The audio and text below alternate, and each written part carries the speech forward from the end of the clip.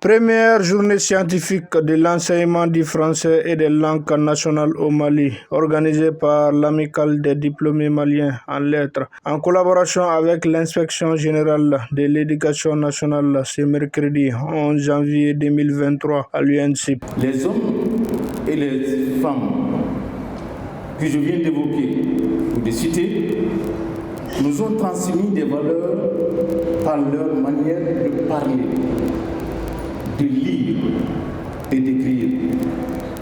Valeurs que nous sommes appelés à transmettre à ceux qui nous écoutent, nous lisent et à qui nous apprenons à écrire. Et parmi ces valeurs figure en bonne place l'humilité et le respect de l'autre. Quant aux langues nationales, elles méritent un traitement particulier afin d'en faire des outils essentiels au développement d'un pays. N'oublions pas que la langue est déterminante dans le développement d'un pays. On prend l'exemple, n'est-ce pas, des pays asiatiques.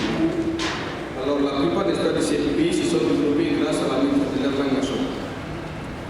Je voudrais aussi attirer l'attention des communicateurs que la revue scientifique pluridisciplinaire, les cahiers de lecture, est fonctionnelle et très active, avec 2 parutions par an pour la publication de articles scientifiques. Sur un autre plan, je suis le directeur national de l'enseignement fondamental.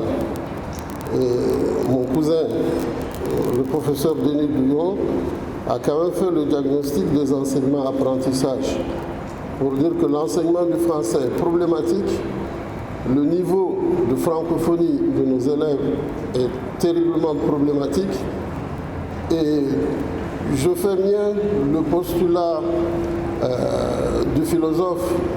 Pour moi, il n'y a pas de mauvais élèves. Je ne veux pas dire le reste. Donc, il s'agit pour nous, enseignants, de nous interroger et d'interroger nos pratiques pour voir qu'est-ce qui pose problème et comment améliorer l'enseignement du français. Sur un autre plan, j'ai en charge le suivi et la mise en œuvre du curriculum bilingue de l'enseignement fondamental. Parce que le gouvernement malien a souverainement fait le choix d'un curriculum bilingue dans lequel le français et les langues nationales vivent en convivialité.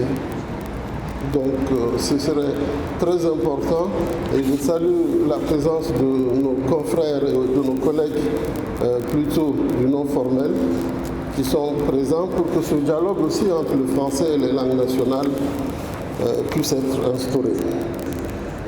Je souhaite plein succès à vos travaux et je déclare ouvertes les premières journées scientifiques de l'enseignement du français et des langues nationales.